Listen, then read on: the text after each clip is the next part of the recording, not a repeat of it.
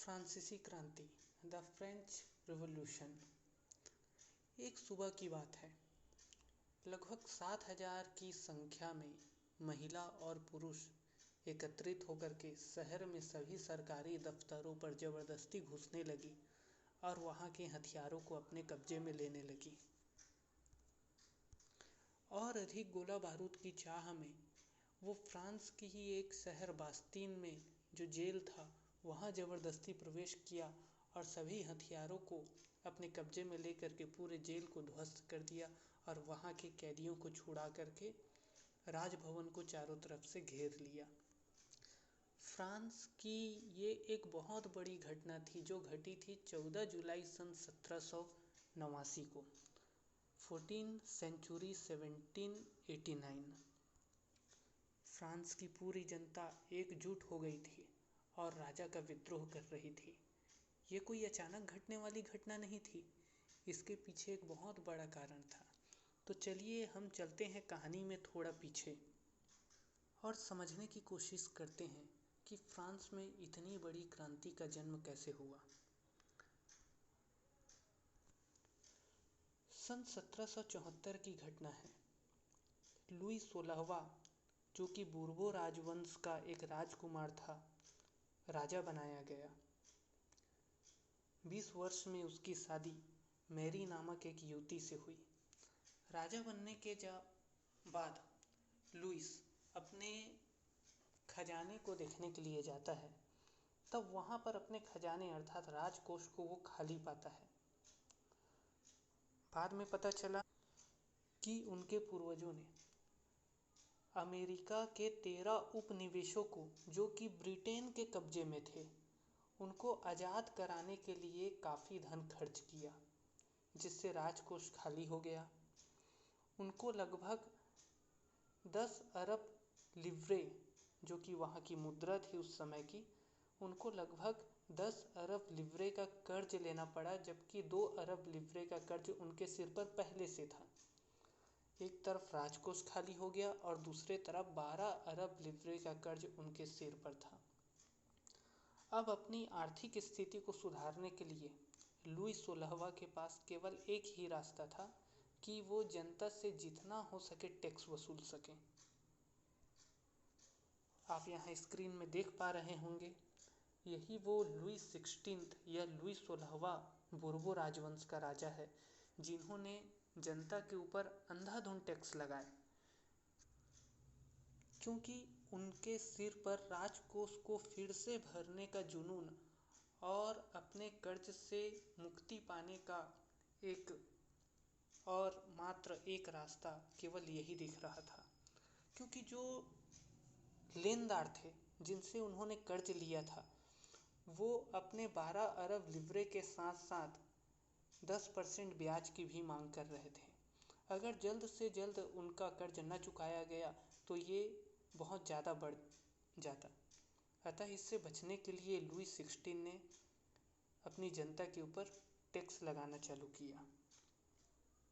अब यहाँ पर आप जैसा कि चित्र में देख सकते हैं कि उस समय का जो समाज था वो 3 स्टेट अर्थात 3 वर्गों में बटा हुआ था।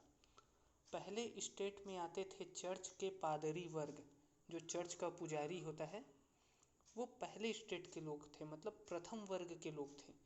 दूसरे वर्ग में वहाँ की नोबल फैमिली मतलब शाही परिवार, राजा महाराजा और उससे संबंधित जो परिवार होते थे, वो द्वितीय स्टेट में आते थे। इनकी संख्या ज़्यादा नहीं थी।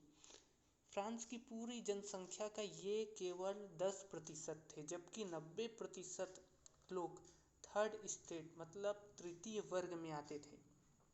तृतीय वर्ग में सभी सरकारी अधिकारी कर्मचारी, साथ में व्यापारी, किसान, भूमिहीन मजदूर, लेबर, सभी जो है तृतीय वर्ग में आ जाते थे। लेकिन विडंबना की बात यह है कि पूरी संपत्ति का 60% केवल इन 10% लोगों के कब्जे में था। अर्थात प्रथम स्टेट और द्वितीय स्टेट मतलब प्रथम वर्ग और द्वितीय वर्ग, पादरी और नोबल फैमिली जो थी, इनके पास पूरी प्रॉपर्टी का 16% पर कब्जा जमा करके ये बैठे थे, जबकि बाकी बचा हुआ ये 90% के हिस्से में था। जिसके कारण इनका गुजारा बहुत मुश्किल से ही चल पा रहा था। ऊपर से राजा के द्वारा जो टैक्स लगाया जाता था वो केवल और केवल थर्ड स्टेट के लिए होता था। फर्स्ट और सेकंड स्टेट को टैक्स में छूट मिलती थी, उन्हें टैक्स देना नहीं पड़ता था। सारा और सारा टैक्स जो है केवल थर्ड स्टेट के लोगों के लिए ही होता था। इसके अलावा जो थर्ड स्टेट के लोग हैं उन्हें पादरी को भी टैक्स देना पड़ता था। धर्म कर के नाम पर पादरी थर्ड स्टेट के लोगों से टैक्स वसूलता था, जिसे टाइथ कर कहते थे।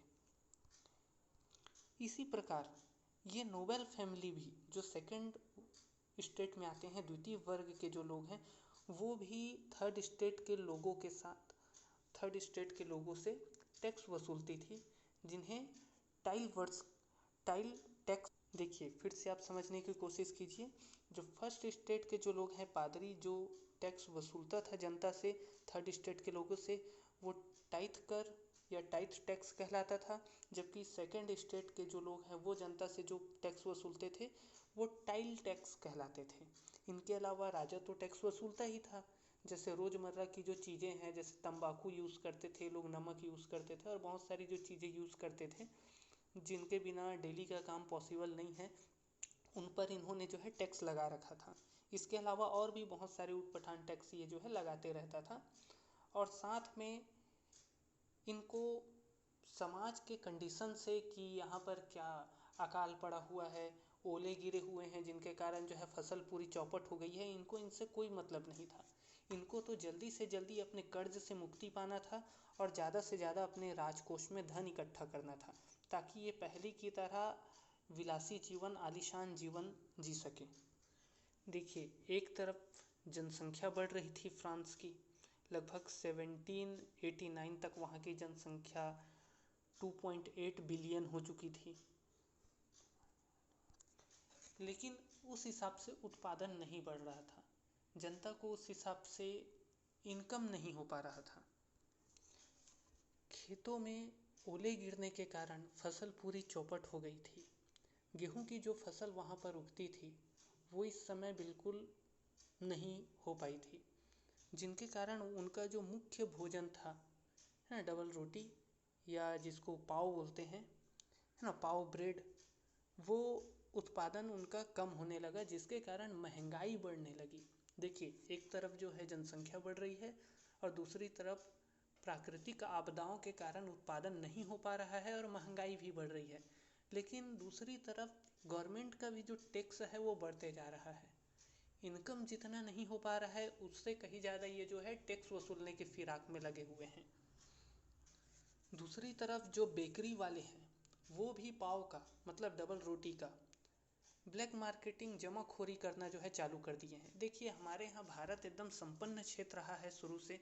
भारत का जो इलाका है, भारत का जो क्षेत्र है, ये पूरा संपन्न रहा है और वह जो क्षेत्र है वो भारत की तुलना में कहीं ज़्यादा गरीब क्षेत्र है ना। इस कारण देखिए भारत में जब भी हम भोज्य पदार्थों के बारे में पढ़ते हैं तो यहाँ पर रोटी क्या है, रोटी चावल ये प्रमुख भोज्य पदार्थ हैं, क्योंकि हमारे यहाँ फ्रेश जो है फूड हम रिसीव करते हैं, फ्रेश फूड तुरंत तुरंत जो है हम खाते हैं, क्योंकि हमारे यहाँ खाद्यान्नों की कोई कमी नहीं है। जबकि हम फ्रांस की बात करें तो वहाँ पर डबल रोटी बनाया जाता है ताकि उसको हफ्ते दिन तक रखा जा सके।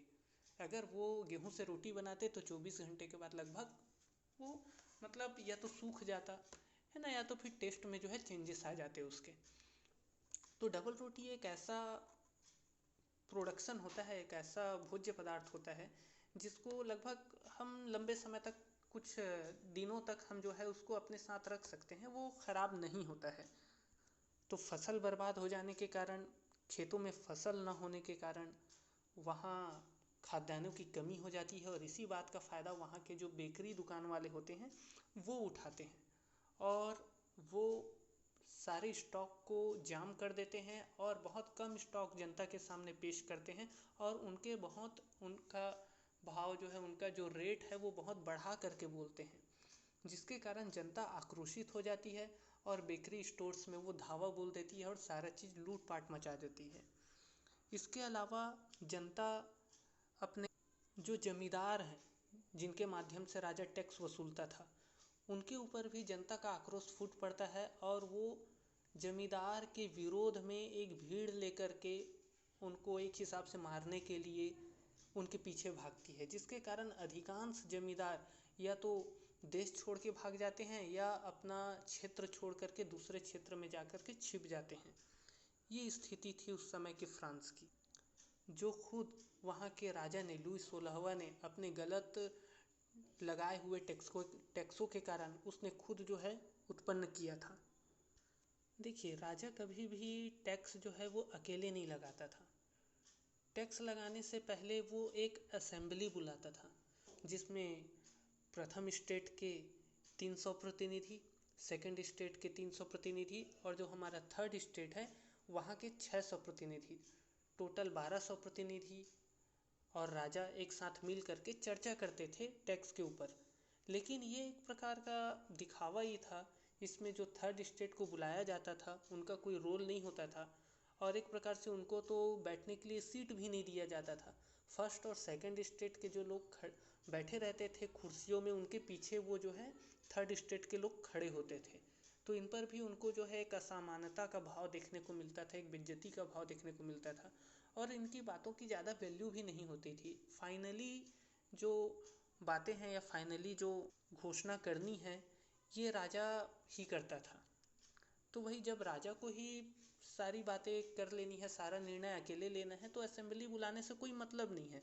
ये एक सिंपल सी बात है जिसको समझाने का प्रयत्न थर्ड स्टेट के लोग करते हैं, लेकिन राजा को उनकी बातें पसंद नहीं आती है, जिसके कारण थर्ड स्टेट के लोगों के बीच में और राजा और फर्स्ट सेकंड स्टेट के जो लोग हैं उनके बीच में ये दो भागों में बढ़ जाते हैं और इनके बीच थोड़ा सा कहासुनी हो जाती है। और इस बात को लेकर के जो थर्ड स्टेट के लोग हैं वो असेंबली से बाहर आ जाते हैं और जो भड़की हुई जनता है पहले से, उनको एकजुट कर लेते हैं।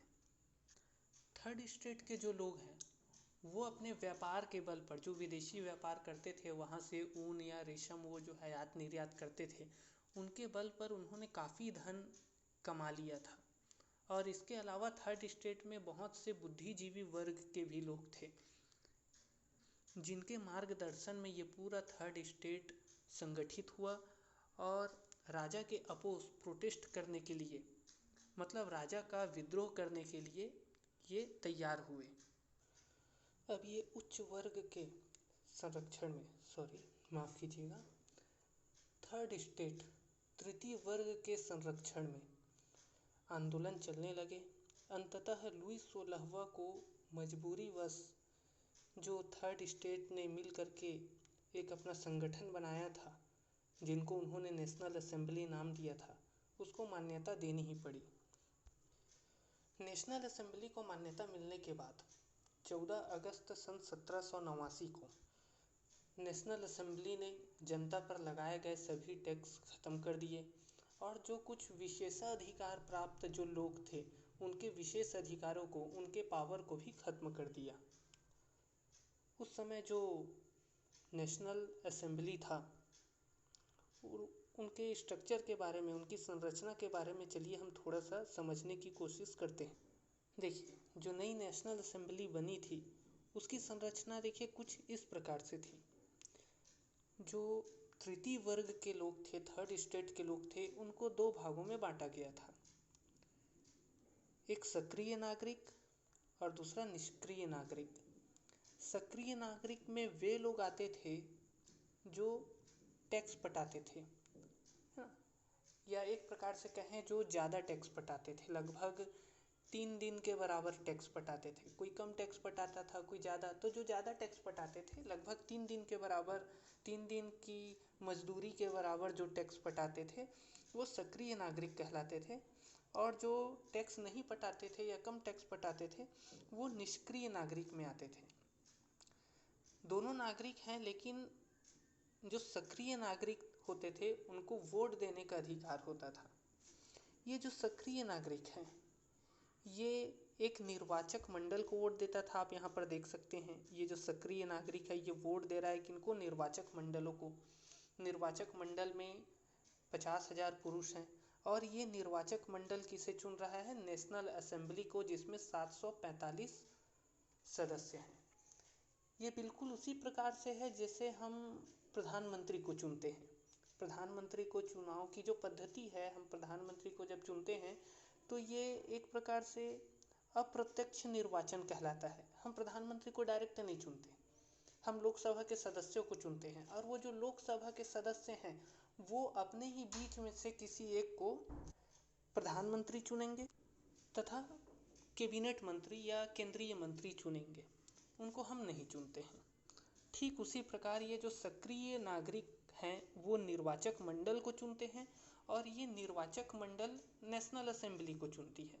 और ये जो नेशनल असेंबली है ये जो है अपने और कैबिनेट मिनिस्टर्स को चुनते हैं, और ये सरकार भी जो है, जो सम्राट है, ये भी नेशनल असेंबली के कंट्रोल में ही काम करता है। कुछ इस प्रकार से उस समय का स्ट्रक्चर। इसके अलावा जो न्यायपालिका होती थी, जैसा कि हम जानते हैं सरकार को, गवर्नमेंट को 3 भागों में बांटा गया है, न्यायपालिका, कार्यपालिका और विधायिका। तो जनता जो है सीधे न्यायपालिका के न्यायाधीश को चुनती थी वोट दे करके, और सीधे वो जो है विधायिका के निर्वाचक मंडल को चुनती थी, और ये निर्वाचक मंडल नेशनल असेंबली को चुनते थे। जबकि ये जो कार्यपालिका है इसमें हेड सम्राट होता था, लेकिन ये विधायिका के अंडर में काम करता था, है ना। जैसा कि आज भी हम देखते हैं हमारे भारत में कि हम जिसे चुन करके भेजते हैं, जो नेता होते हैं, विधायक या सांसद, वो विधायिका के सदस्य कहलाते हैं। और जितने भी ये विभाग हैं, स्कूल विभाग, पुलिस विभाग और जो भी विभाग है, ये इन विधायिका के अंडर में, विधायिका के द्वारा बनाए गए नियमों के आधार पर शासन करती है। जबकि हमारी न्यायपालिका बिल्कुल अलग होती है। ये कार्यपालिका और विधायिका दोनों से इनका कोई ज़्यादा संबंध नहीं होता है।